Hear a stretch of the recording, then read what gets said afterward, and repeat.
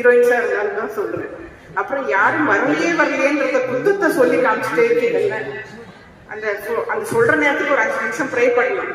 யாரும் வராதவங்களை பத்தி ஏன் நினைக்கிறீங்க? வராதவங்க வீட்டுக்குள்ள இருந்து எப்படி அழுகிறாங்களோ அவர் மேல எவ்வளவு மரியாதை வச்சிருக்காங்கன்னு யாருக்கு தெரியும்?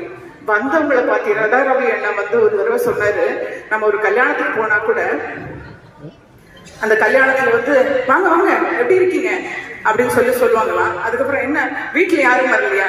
ஏன்டா நான் வந்திருக்கேன் என்ன கேட்க மாட்டேங்கிறன்ற மாதிரி. வந்தவங்களை பாருங்க எவ்வளவு பேர் இருக்கீங்க.